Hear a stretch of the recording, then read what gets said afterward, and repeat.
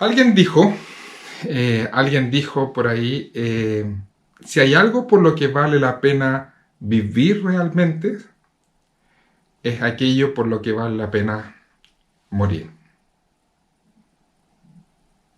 Si hay alguien por lo que vale la pena vivir realmente, es aquello por lo que vale la pena morir.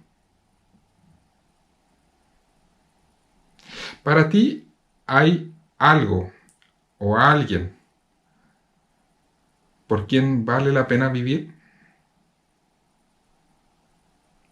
¿Hay algo o alguien para ti por quien estarías dispuesto a dar tu vida?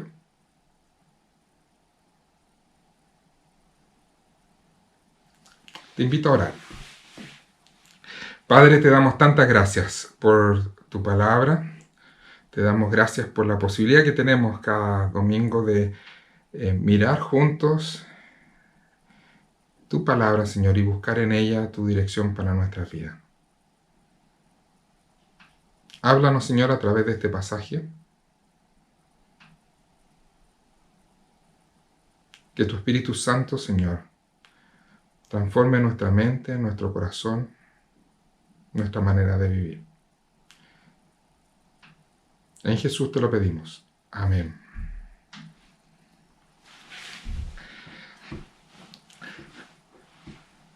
Vamos como les decía, mirar este pasaje. Y este pasaje que nos narra Lucas en el libro de Hechos, comienza hablándonos de este Esteban. Esteban era uno de los que habían sido elegidos para atender las mesas, para ayudar en el servicio a las mesas.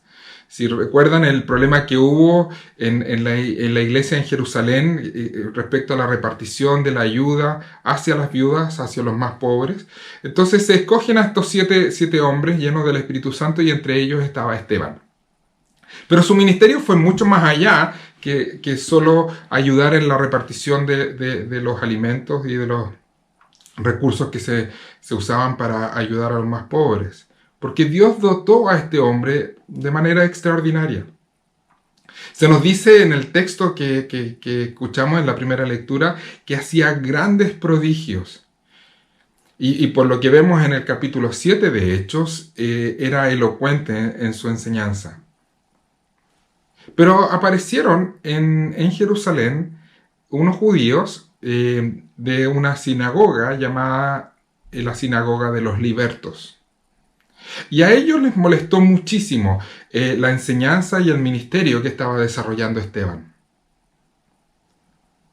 Los libertos eran judíos que habían sido esclavizados y que habían sido llevados a Roma para servir como esclavos allá.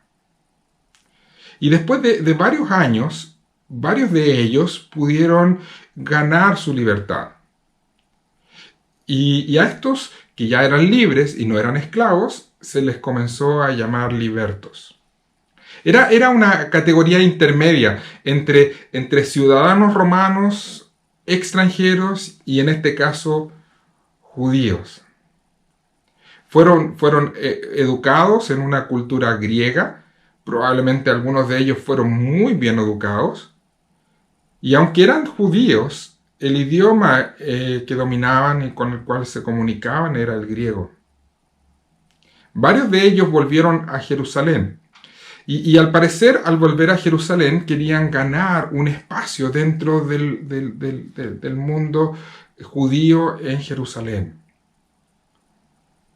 Consideraron quizás que se ganarían el respeto del pueblo y los harían parte de ellos siendo judíos muy conservadores.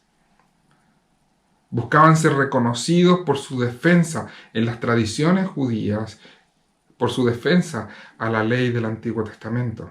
Es por eso que quizás vieron en el ataque hacia el cristianismo, y en este caso en particular hacia Esteban, una buena oportunidad. Una buena oportunidad de ganarse el respeto del pueblo, ganarse el respeto de los líderes religiosos.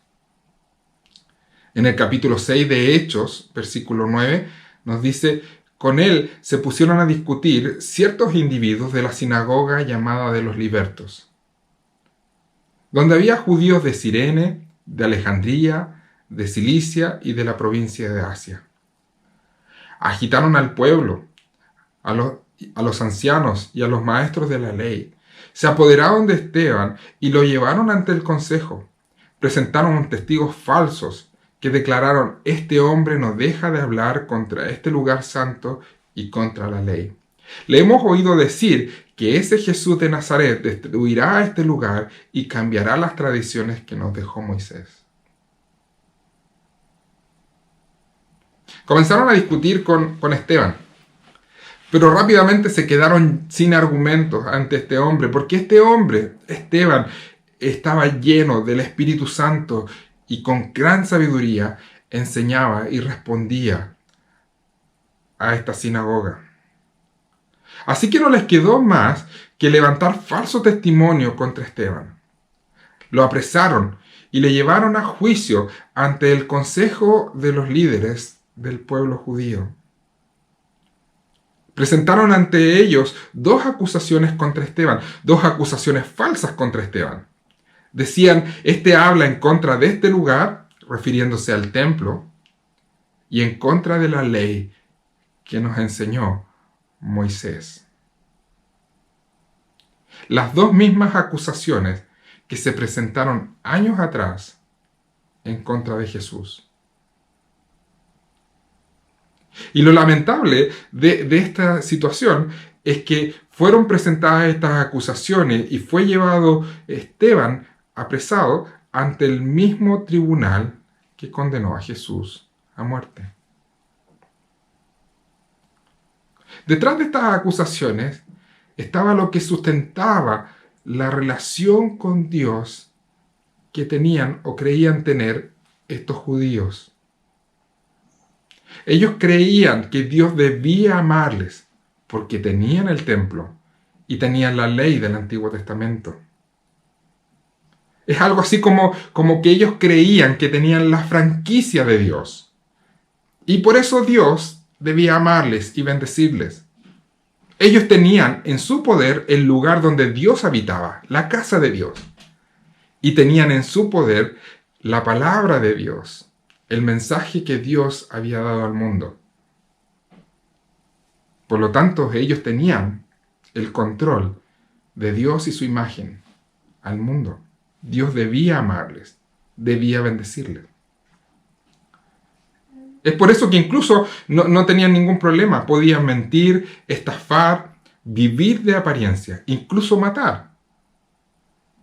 Pero eso no ponía en riesgo, porque ellos tenían la franquicia de Dios.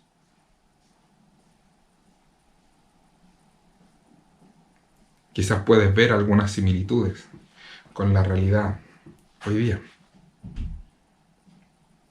Se habían creado una religión. Se habían hecho un Dios a la medida. Y no vieron que el templo y la ley tenían como propósito guiarles, llevarles a Jesús. Mostrarle que la única manera de relacionarse con Dios era a través de la fe en Jesús, lo que Él había hecho. Que la única manera de relacionarse con Dios era por gracia. Bueno, el relato continúa. Y Esteban tiene que enfrentarse ante el tribunal. Y la gracia de Dios le capacita para responder con sabiduría ante estas acusaciones. Presenta una defensa mostrando que él no ha deshonrado la fe de sus padres y todas las tradiciones de sus padres. Mostrando que respeta profundamente la revelación de Dios en el Antiguo Testamento. Pero hay algo que llama la atención en la defensa de Esteban. Y es que él no se está defendiendo a sí mismo. Le preocupa mucho más defender aquello que está enseñando. Le preocupa mucho más defender el Evangelio de Jesús. Y aunque no salga absuelto, protegerá la integridad de la obra de la cruz. Protegerá la integridad del mensaje del Evangelio, la obra de salvación que Dios ha llevado a cabo en su Hijo. Por eso es que en su defensa busca mostrar cómo todo el Antiguo Testamento apunta a Jesús, a la llegada del Mesías. Y les dice, la verdadera adoración que Dios espera de su pueblo es fe y obediencia. Les dice, Dios es tan grande que ni siquiera los cielos pueden contenerlo. Menos aún un edificio como el templo, construido por nuestras manos. Esteban, en su defensa, busca mostrarles que ellos adoran una imagen muy pobre del Dios revelado en la Biblia. Un Dios que ellos mismos se han fabricado, un Dios que es manipulable, un Dios que se conforma solo de apariencia y no de corazones cambiados. Un Dios de ritos sin sentido, un Dios que pueden encerrar en un edificio construido con piedras. Un Dios que está obligado a bendecirles porque ellos tienen el control de su imagen al mundo. Tienen el control de su franquicia.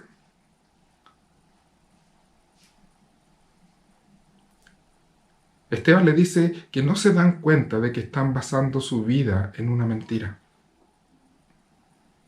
Que teniendo la palabra de Dios, no la entienden, no la creen, no la obedecen. Incluso Esteban les dice, ustedes están cayendo en el mismo pecado que cayeron nuestros antepasados cuando salieron de Egipto y iban camino a la tierra prometida, en el desierto. Capítulo 7, verso 39 les dice, nuestros antepasados no quisieron obedecerlo a él, sino que lo rechazaron. Lo que realmente deseaban era volver a Egipto, por lo cual le dijeron a Aarón, tienes que hacernos dioses que vayan delante de nosotros. Entonces se hicieron un ídolo en forma de becerro, le ofrecieron sacrificios y tuvieron fiesta en honor de la obra de sus manos.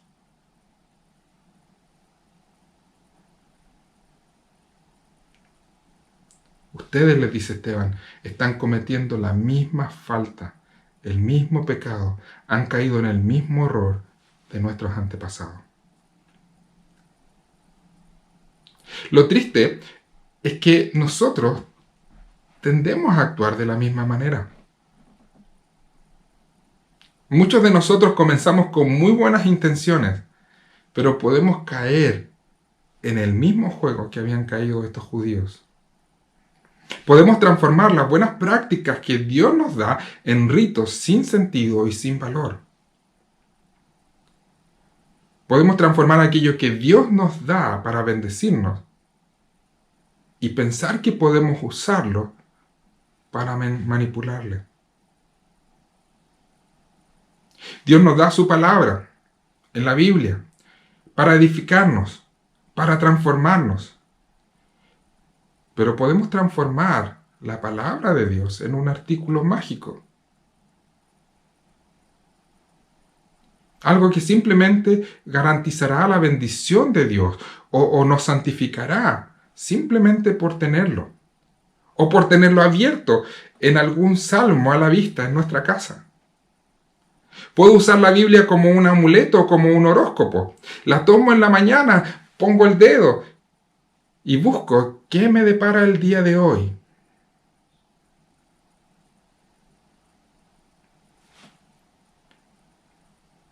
Pero no dedico tiempo a leerla, a meditar en ella, a estudiarla, y a que ella sea usada por Dios a través del Espíritu Santo para transformar mi vida. Dios nos permite reunirnos como iglesia, su pueblo, para amarnos y relacionarnos y servirnos unos a otros, para encontrar una familia y en esta familia encontrar apoyo, edificación. Pero podemos transformar la reunión y el acto de reunirnos simplemente en un rito, en algo que debemos cumplir. Simplemente me reúno para ganar méritos por obligación o para no ser castigado o no perder la bendición de Dios. Ni siquiera necesito hacerlo tan seguido. puedo hacerlo solo cuando estoy en problemas.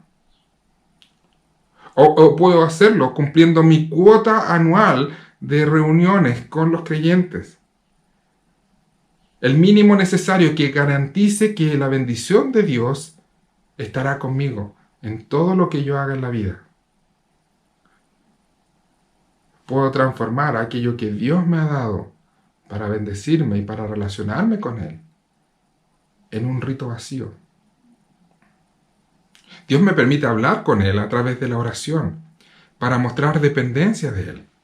Una forma de presentarle a Él mis necesidades y darle gracias por todo lo que Él me da. Una forma de manifestar mi total dependencia, reconocimiento de que Él tiene mi vida bajo su cuidado. Pero también podemos transformar la oración en algo mágico, por medio del cual intentamos manipularle. Una manera de conseguir lo que yo quiero que Él haga, o lo que yo deseo que Él me dé, sin importar si mi deseo es legítimo o no, si este deseo me acerca a Él o me aleja de Él. Simplemente uso la oración para manipular a este Dios tan grande que ni los cielos pueden contener. Nosotros tenemos el mismo peligro de caer en aquellos que estaban condenando a Esteban. Caer en el mismo error, en el mismo pecado de aquellos que estaban condenando a Esteban. Incluso corremos el mismo riesgo de empezar a juzgarnos unos a otros, condenándonos unos a otros. Pero el relato sigue. Finalmente Esteban muestra que sus actos son iguales a los de sus padres, a los de sus antepasados, les dice. Versículo 51 del capítulo 7. Tercos, duros de corazón, torpes de oídos. Ustedes son iguales que sus antepasados, siempre resisten al Espíritu Santo. ¿A cuál de los profetas no persiguieron sus antepasados? Ellos mataron a los que de antemano anunciaban la venida del justo. Y ahora a éste lo han traicionado y asesinado ustedes, que recibieron la ley promulgada por medio de ángeles y no la han obedecido. Igual que ellos, igual que sus antepasados, resisten a Dios. Y negaron y dieron muerte al Mesías. A pesar de tener todas las condiciones para creer en Jesús, conocerle y recibir la bendición que Dios quería darle al pueblo a través del Mesías. Ellos tenían todo lo necesario para ver que Jesús no contradice la palabra de Dios, sino que es el cumplimiento de ella. Orgullosamente, les dice Esteban, se han negado a recibir el maravilloso regalo que Dios les ofrece en Jesús. Comunión con Él. Salvación, vida eterna. El tener la ley, el tener el templo, el tener estos ritos no les garantiza comunión con Dios. No son más santos, más aceptables o más bendecidos por las cosas externas. La única forma de alcanzar perdón y volver a tener comunión con Dios es por medio de la fe y el arrepentimiento. Fe en lo que Jesús ha hecho. Creyendo en Él es la única manera de tener comunión con Dios. Es confiando en la gracia de Dios, en este regalo inmerecido de Dios y no en nuestros méritos, les dice Esteban. Dios generosamente ha prometido bendecir a todos aquellos que confíen en Jesús. Por supuesto, esto no les gustó mucho a estos judíos, aquellos que escuchaban a Esteban. ¿No les gustó mucho que sean acusados de estar cometiendo el mismo pecado que sus antepasados en el desierto? Se enojaron muchísimo. Y la manera de manifestar este enojo, nos dice Lucas, es rechinar los dientes. Rechinaron los dientes. Tomaron a Esteban, lo sacaron fuera. Y le lanzaron piedras hasta que éste murió. Esteban pudo haber dicho lo que ellos querían escuchar y evitar todos los problemas. Sin embargo, creyó correcto seguir proclamando la verdad del Evangelio hasta el final. Había puesto su confianza en Jesús y era lo que le daba valor a su vida. Esta obra de lo que Dios había llevado a cabo en su Hijo, en Jesús, era aquello por lo cual valía la pena vivir. Y también valía la pena morir. Esteban, justo antes de morir, pudo ver el trono de Dios. Dios le reveló su trono y a Jesús a su lado. Verso 55, pero Esteban, lleno del Espíritu Santo, fijó la mirada en el cielo y vio la gloria de Dios y a Jesús de pie a la derecha de Dios. Esta fue la confirmación que su vida y lo que la había motivado realmente valía la pena. Y es aquello que hoy día nos confirma que si nosotros basamos nuestra vida en esto, en Jesús, en su obra, en el Evangelio, un día, cuando partamos de este mundo, Jesús mismo nos recibirá y nos dará la bienvenida al reino de Dios y nos dirá: entren benditos de mi Padre al lugar que yo he preparado para ustedes.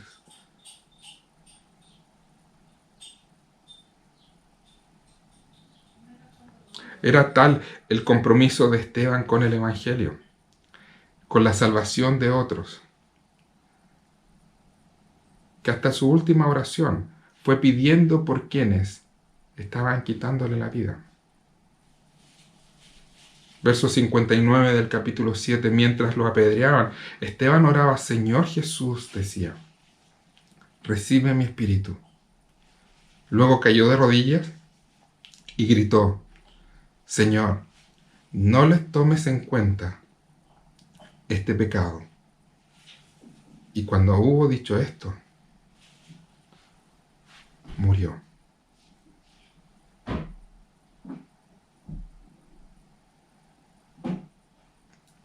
¿Tienes algo o a alguien por quien vale la pena vivir? ¿Tienes algo o a alguien por quien vale la pena morir?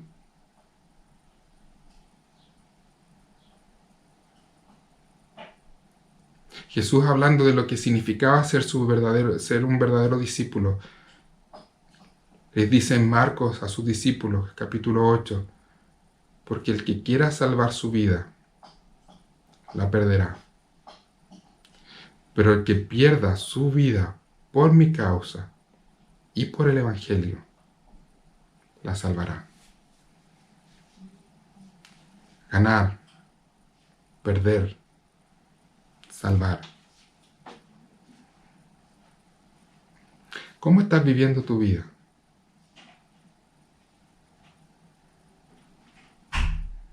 ¿Para quién estás viviendo tu vida?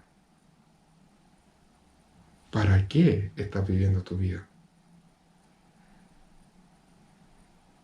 No hay nada que le dé más sentido a nuestras vidas que vivir para Dios. Vivir confiado en lo que Jesús ganó por nosotros en la cruz.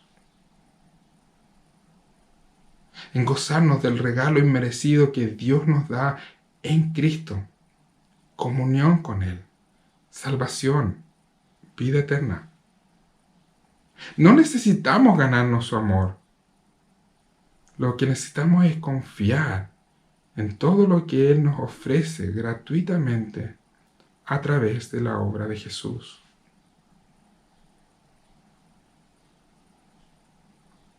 Dale sentido a tu vida. Dale valor a tu vida. Vive para Dios. Se cuenta de una historia de dos soldados en alguna de las guerras mundiales que estaban en una trinchera y se preguntaban unos a otros por qué se enrolaron, por qué se enlistaron en el ejército y por qué estaban ahí en medio de la batalla. Uno le responde al otro: soy soltero, no tengo familia, no hay nada que dejé atrás o pueda perder por venir a la guerra.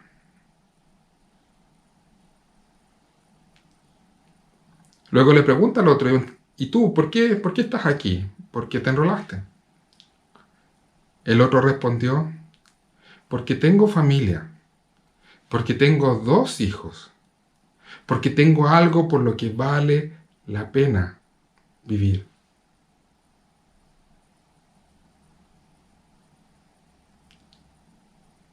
Si hay algo por lo que vale la pena vivir realmente, es aquello por lo que vale la pena morir. Pablo consideró, cuando le escribía la carta a los filipenses, consideró que perderlo todo, incluso la vida, pero ganar a Cristo, era ganancia. Esteban vivió de esta manera, considerando que aunque lo perdiera todo, incluso la vida, por tener a Cristo, había ganado. Que Dios nos ayude a que nuestra razón por la que vivimos sea Cristo. Que la razón por la cual nos levantamos cada día sea la relación que tenemos con Dios por gracia, no por mérito, por gracia, por nuestra fe y confianza en la obra de Cristo. Que invirtamos nuestra vida, sea larga o corta, da lo mismo, pero que invirtamos nuestras vidas en Él. En Él. Y que por Él estemos dispuestos a sacrificarlo todo.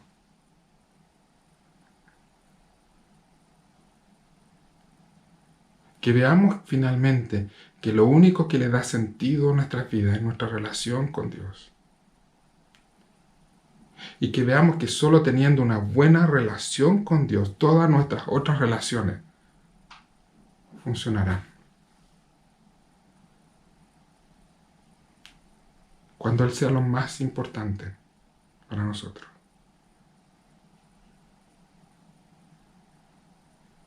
Si hay algo por lo cual realmente vale la pena vivir, es aquello por lo cual vale la pena morir. ¿Tienes algo o alguien por quien vale la pena vivir en este mundo? ¿Tienes algo o alguien por quien vale la pena morir? Que ese alguien sea Cristo. Que ese algo sea el Evangelio.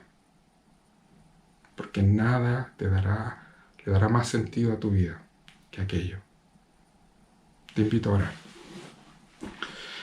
Padre, te damos tantas gracias por tu palabra.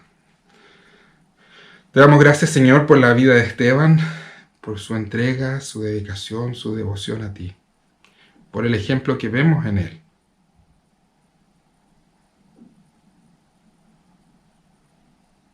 Un ejemplo de por qué vale la pena vivir.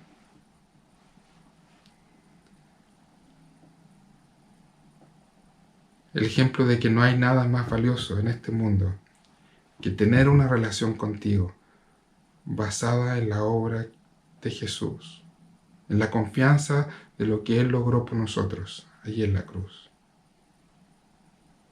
Ayúdanos, Señor, a meditar en lo que Esteban hizo para ordenar nuestras prioridades, para ordenar nuestras vidas, para ordenar aquello que realmente le da sentido y valor a nuestras vidas. Vivimos en un mundo, Señor, que nos ofrece tantas cosas, que nos ofrece felicidad a través de tantas cosas. Ayúdanos, Señor, a no engañarnos y a darnos cuenta de que en realidad lo único que le va a dar valor y sentido a la vida eres tú. De tal manera que todo lo que hagamos, todo lo que vivamos cada día y todas nuestras relaciones, Señor, estén orientadas, sostenidas en la relación que tenemos contigo, gracias a Jesús.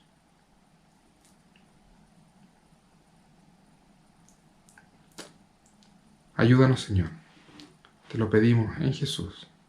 Amén.